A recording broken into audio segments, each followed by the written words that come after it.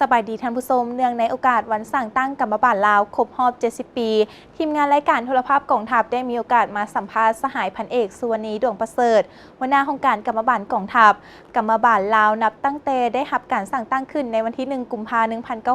1956 ได้มีการเติบใหญ่ขยายตัวอย่างเข้มแข็งโดยภายใต้การซี่นำพาของพรรคประชาชนปฏิวัติลาวและเคลื่อนไหวตามภาระบทบาทของเวียกงานกรรมบาลในการปกป้องสิทธิและหน้าที่ของกรรมกรชาวพวกแห่งงานคณะพักคณะนำกรรมบาลลาวเว้ารวมว่าเฉพาะกรรมบาลกองทัพได้กำแน่น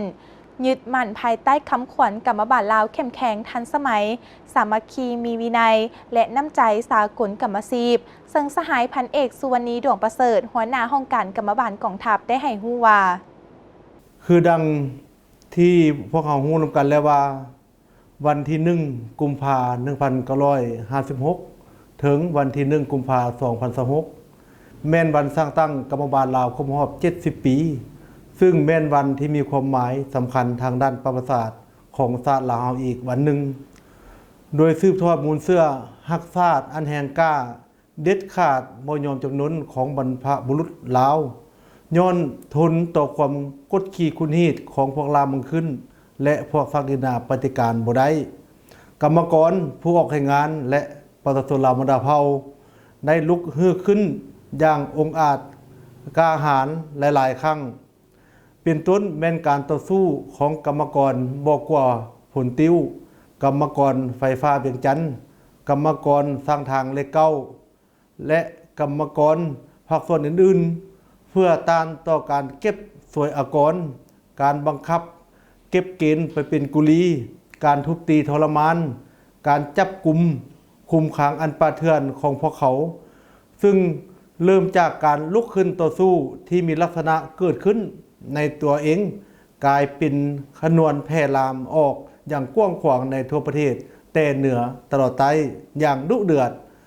แต่ขบวนการต่อสู้ดังกล่าวนั้นบ่ได้รับชัยชนะเนื่องจากว่าเวลานั้นแม่นบ่ทันมีพรรคนำพา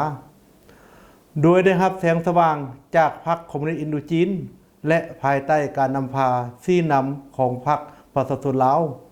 มาฮอดวันที่1 กุมภาพันธ์ 1956 ศูนย์กลางพรรคจึงได้มีมติตกลงสร้างตั้งห้องการกรรมบาลขึ้นอย่างเป็นทางการโดยอยู่เขตที่มั่นแขวงหัวพันและได้มอบให้ท่านศรีสุพร โรมันไซเป็นผู้รับผิดชอบเพื่อปลุกระดมคนขวยเต้าโฮมกรรมกรชาวพวกแรงงานลาวบรรดาเผ่าให้มีความตื่นตัวปฏิบัติมีน้ำใจรักษามีทัศนะชนชั้นกรรมกรมีความตื่นตัวชนชั้นอย่างจะแจ้งเสริมขยายประชาธิปไตยมีระเบียบแบบแผนเป็นพลเมืองดีของชาติและเป็นตัวแทนปกป้องสิทธิผลประโยชน์อันชอบธรรมให้แก่กรรมกรชาวผู้ออกแรงงานลาวบรรดาเผ่ากลายเป็นกำลังแห่งเข้าร่วมอย่างตั้งหน้าและเป็นเจ้าการในการต่อสู้ปกปักรักษาสร้างสรรค์และพัฒนาประเทศชาติตามเส้นทางก้าวขึ้นสังคมนิยมองค์การจะตั้งกรรมบาลลาวนับแต่ได้รับการตั้งขึ้นมาก็ได้ตั้งหน้าเคลื่อนไหวก่อสร้างปรับปรุงบูรณะให้มีความเติบใหญ่ขยายตัวและเข้มแข็งตั้งหน้าเคลื่อนไหวก่อสร้างปรับปรุงบูรณะตนเองได้มีความเติบใหญ่ขยายตัวและเข้มแข็งเป็นก้าวๆมาโดยเฉพาะในระหว่างปี 1966 หา 1975 ศูนย์กลางภาคได้ตกลงปรับปรุงการจัดตั้งกรรมบาลของศูนย์กลางภาคเพื่อสืบต่อภารกิจปฏิวัติก่อสร้างเขตปลดปล่อยให้เป็นรัฐหนึ่งเกี่ยมทุกเงื่อนไขเพื่อปลดปล่อยประเทศชาติให้ได้อย่างสมบูรณ์ภาคได้เอาใจใส่ซี่นำก่อสร้างเศรษฐกิจอย่างเป็นระบบสร้างโรงจักรโรงงานจำนวนหนึ่งคือโรงงานตีเหล็กโรงงานตำแผ่นโรงงานปรุงแต่งเสบียงอาหารโรงพิมพ์ก่อสร้างถนนหนทางและอื่นๆอันได้เฮ็ดให้กรรมกรนับมือเพิ่มขึ้นองค์การจัดตั้งกรรมบาลก็ได้สร้างรากฐานขึ้นอยู่แต่ละหัวหน่วยการผลิตสำนักงานองค์การของรัฐโรงเรียนโรงหมอหน้าที่ต้นตอของกรรมบาลในเวลานั้นแม่นถือเอาเวียกงานโฆษณาศึกษาอบรมการปฏิบัติแนวทางนโยบายของพรรคแต่ละระยะเป็นเนื้อในใจกลางของการเคลื่อนไหวสร้างขบวนการต่างๆเฮ็ดทุกสิ่งทุกอย่างเพื่อรับใช้แนวหน้า ตีเอาชนะศัตรูและปกปักรักษาเขตปลดปล่อยให้เข้มแข็งศึกษาอบรมมหาชนให้เฮ็ดหล่อนหน้าที่วิชาเฉพาะลงขนขวายสุกยุขบวนการต่อสู้ของมหาชนให้เป็นขบวนการฝึกฟื้นต่อเนื่องโดยยึดมั่นแนวทางนโยบายของพรรคเพื่อนำพาการปฏิวัติของประเทศเฮาก้าวขึ้นและญาติเอาชัยชนะปลดปล่อยประเทศชาติได้อย่างสมบูรณ์ในวันที่ 2 ธันวาคม 1975เฉพาะห้องการกรรมบาลของพวกเขาแม่นได้รับการสร้างตั้งขึ้นในวันที่25เดือน12ปี1983และก็ได้เติบใหญ่ขยายตัวไปพร้อมๆกับการปฏิบัติ2หน้าที่ยุทธศาสตร์ของพรรคคือการปกปักรักษาและการสร้างสาพัฒนาประเทศชาติในระบอบใหม่ของสปป.ลาวภายใต้การนำพาโดยกงหอบด้านของคณะพรรคกระทรวงป้องกันประเทศกรมแยกเมืองกองทัพสายตั้งวิชาการโดยได้รับการสิ้นนำจากศูนย์กลางสหพันธ์กรรมบาลลาวทางมีฐานะเทียบเท่ากับองค์การจะตั้งมหาชนอื่นในกองทัพเป็นเสนาธิการเกี่ยวกับเวียกงานกรรมบาลให้แก้คณะพรรคคันถึงก็คือกรมแยกเมืองกองทัพกระทรวงป้องกันประเทศเฮ็ดหน้าที่โฆษณาศึกษาอบรมปลุกระดมเต้าโฮมความสามัคคีมีความตื่นตัวทางด้านการเมืองสูงเป็นตัวแทนปกป้องสิทธิและผลประโยชน์อันชอบธรรมของสมาชิกกรรมบาลกรรมกรผู้ออกให้งานตามรัฐธรรมนูญและกฎหมายได้กำหนดเข้าร่วมในการติดตามกวดกาการคุ้มครองรัฐคุ้มครองเศรษฐกิจวัฒนธรรมสังคมในขั้นต้นรับผิดชอบพร้อมนี้ก็ยังได้เคลื่อนไหวปฏิบัติหน้าที่อื่นๆปิ่นอ้อม4นาทีใหญ่26แผงงานของคณะพรรคกระทรวงป้องกันประเทศบางออกในสุมปีผ่านมาได้บรรลุผลสำเร็จตามระดับคาดหมายในหลายด้านด้วยความรับผิดชอบสูงเป็นต้นแม่นได้นำเอาแนวทางนโยบายของพรรคมติกองประชุมใหญ่มติคำสั่งของคันถึงข้อกำหนดกฎระเบียบของศูนย์กลางสหพันธ์กรรมบาลลาวลงไปจัดตั้งเผยแพร่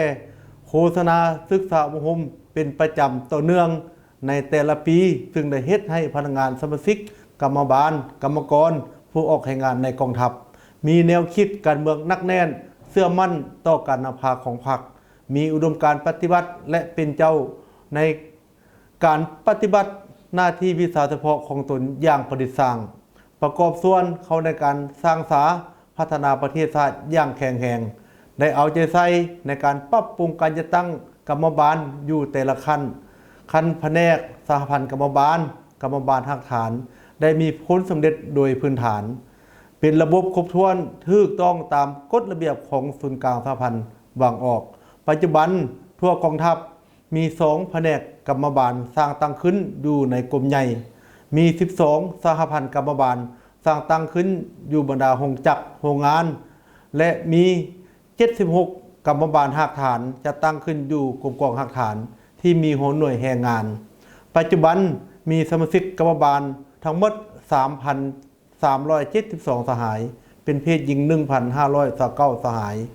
เวียกงานก่อสร้างบำรุงและยกระดับพนักงานกรรมบาลอยู่ภายในและต่างประเทศในสุมปีผ่านมาได้มีหลายเป้าหมายเช่นเรียนทฤษฎีการเมืองการปกครอง76 สหายเรียนวิชาเฉพาะฝีมือแห่งงาน408 สหายเรียนครูฝึกเวียกงานกรรมบาล10 สหายฝึกอบรมระยะสั้นยุทธศาสตร์เวียดนาม3 ครั้งมี70 สหายและเรียนก่อสร้างปริญญาตรีปริญญาโทอยู่เวียดนาม3 สหายเวียกงานขบวนการปฏิบัติข้อแข่งขันหาเป็นเจ้าได้ติดพันกับขบวนการฮักษาและพัฒนาขบวนการก่อสร้างหน่วยพักปลอดใสเข้มแข็งหนักแน่นสร้างกองปลอดใสปลอดภัยปลอดคดีและการปฏิบัติหน้าที่วิชาเฉพาะอื่นๆห้องการกรรมบาลกองทัพได้เอาใจใส่ลงเคลื่อนไหวกวดกาติดตามและซุกยูขบวนดังกล่าวอยู่บรรดากรมกองหักฐานอย่างแข็งแรงและต่อเนื่องเหตุให้การจัดตั้งกรรมบาลหักฐานและสมาชิกกรรมบาลกรรมกรมีแนวคิดตื่นตัวเป็นเจ้าการเข้าร่วมกระบวนการอย่างกว้างขวางแสดงออกในโอกาสสรุปตีราคาประเมินผลการปฏิบัติมติของประชุมใหญ่แต่ละขั้นของพรรคมติของประชุมใหญ่ผู้แทนกรรมบาลลาวทั่วประเทศสมัยที่8และการจะตั้งพันขยายมติของประชุมใหญ่ผู้แทนกรรมบาลทั่วกองทัพครั้งที่5 ผ่านมานั้นห้องการกำบังกองทัพพวกเขาได้รับทุงใส่แข่งขัน5เป็นเจ้าอย่างสมเกียรติมี48กลุ่มกองหักฐานกรรมบาลได้รับเหรียญกาจากศูนย์กลางกรรมบาลลาวและได้รับทุงใส่แข่งขัน5เป็นเจ้าของห้องการกรรมบาลกองทัพมีการนำกระทรวงป้องกันประเทศจำนวน10ท่านและสมาชิกกรรมบาลจำนวน368สหายได้รับเหรียญกาจากศูนย์กลางกรรมบาลมี36การจะตั้งกรรมบาลหักฐานและสมาชิกกรรมบาล 2,288 สหายนะครับการย่องยอจากศูนย์กลางกรรมบาลลาวอย่างสมเกียรติในซุ้มปีต่อหน้าห้องการกรรมบาลกองทัพยังจะสืบต่อยกสูงความเป็นเจ้าการในการปฏิบัติหน้าที่ตามภาระบทบาทหน้าที่การเมืองของตนติดพันกับการจัดตั้งผันขยายปฏิบัติมติคำสั่งของขันเทิงและทิศทางแผนการของตนเองด้วยความรับผิดชอบสูงโดยเฉพาะแม่นถือเอาเวียกงานการศึกษาอบรมการเมืองแนวคิดเป็นต้นตอให้สมาชิกกรรมบาลกรรมกรผู้ออกแห่งงานในกองทัพให้มีความหนักแน่นเข้มแข็งทางด้านการเมืองเข้มแข็งทางด้านการจัดตั้งและมีหัวคิดประดิษฐ์สร้างทางด้านวิชาเฉพาะวิชาการเป็นมืออาชีพเป็นเจ้าการสร้างเศรษฐกิจเอกราชเป็นเจ้าตนเองสามารถสร้างแหล่งไหลหับเข้าในการเคลื่อนไหวหับไส้เวียกงานกรรมบาลให้เข้มแข็งประกอบส่วนอย่างตั้งหน้าเข้าในการปรับปรุงก่อสร้างกองทัพเป็นกองทัพปฏิวัติมีแบบแผนทันสมัยและก้าวขึ้นบ่หยุดยั้งให้สมกับคำขวัญที่ว่ากรรมบาลลาวอาจหารเข้มแข็งทันสมัยสามัคคีมีวินัยและน้ำใจสากลกรรมอาชีพในซุ้มปีต่อหน้าห้องการกรรมบาลกองทัพพวกเขายังจะสืบต่อยกสูงความเป็นเจ้าการในการปฏิบัติภาระบทบาทหน้าที่การเมืองของตนติดพันกับการจัดตั้งพันขยายปฏิบัติมติคำสั่งของขันเทิงและทิศทางแผนการของตนเองด้วยความรับผิดชอบสูงโดยเฉพาะแม่นถือเอาเวียกงานศึกษาอบรมการเมืองแนวคิดเป็นต้นต่อเฮ็ดให้สมาชิกกรรมบาลกรรมกรผู้ออกแห่งงานในกองทัพมีความหนักแน่นทางด้านการเมืองเข้มแข็งทางด้านการจัดตั้งและมีหัวคิดประดิษฐ์สร้างทางด้านวิชาเฉพาะวิชาการเป็นมืออาชีพเป็นเจ้าการสร้างเศรษฐกิจเอกราชเป็นเจ้าตนเองสามารถสร้างแรงระหับเข้าในการเคลื่อนไหวนำใช้เข้าในเวียกงานกรรมบาลให้เข้มแข็งประกอบส่วนอย่างตั้งหน้าเข้าในการปรับปรุงก่อสร้างกองทัพเป็นกองทัพปฏิบัติมีแบบแผนและทันสมัยให้สมกับคำขวัญของกรรมบาลลาวอาจหารเข้มแข็งทันสมัยสามัคคีมีวินัยและน้ำใจสากลกรรมอาชีพเนื่องในโอกาสที่มีความหมายสำคัญดังกล่าวนี้อีกหนึ่งข้าพเจ้าขอต่างหน้าให้ห้องการกรรมบาลกองทัพการจะตั้งกรรมบาลหักฐานสมาชิกกรรมบาลกรรมกรผู้ออกแห่งงานในกองทัพประชาชนลาวขอแสดงความรู้บุญคุณเป็นอย่างสูงถึงอดีตบรรพบุรุษของชาติการนำพรรครัฐวีรชนแห่งชาตินักรบปฏิบัติรุ่นก่อนที่ได้เสียสละชีวิตเพื่อชาติเพื่อประชาชนและพื้นแผ่นดินอันหอมหักของตนด้วยความบริสุทธิ์ใจอย่างสูงทรงหาสิ่งเปรียบบ่ได้พร้อมนี้ก็ขออวยพรไทยอันประเสริฐมายังการนำพรรครัฐการนำกระทรวงป้องกันประเทศกรมแย่งการเมืองกองทัพการนำศูนย์กลางสหพันธ์กรรมบาลลาวคณะพรรคคณะบรรษาพนักงานปฏิบัติอาวุโสบำนาญพนักงานนักรบสมาชิกกรรมบาลกรรมกรผู้ออกแห่งงานในกองทัพประชาชนลาวทุกทวหน้าจงมีสุขภาพแข็งแรงมีความผาสุกในชีวิตส่วนตัวครอบครัวมีผลสำเร็จในหน้าที่การงานและมีความเจริญก้าวขึ้นอย่างบ่หยุดยั้งขอขอบใจเว้ารวมแล้วห้องการกรรมบาลกองทัพนับแต่สั่งตั้งได้มีการเติบใหญ่ขยายตัวอย่างเข้มแข็งโดยภายใต้การซี่นำพาของพรรคประชาชนปฏิวัติลาวในการปกป้องสิทธิและผลประโยชน์อันชอบธรรมของกรรมกรและชาวผู้ออกแห่งงานโดยยึดมั่นแนวทางนโยบายของพรรคเพื่อนำพาการปฏิวัติของประเทศเฮาก้าวขึ้น ท่านผู้ชมและนั่นก็แมนการให้สัมภาษณ์ของสหายพันเอกสุวรรณีดวงประเสริฐหัวหน้าองค์การกรรมบาลกองทัพที่ได้ให้ฮู้ถึงบทบาทหน้าที่ของกรรมบาลในตลอดระยะผ่านมาสมกับคำขวัญที่ว่า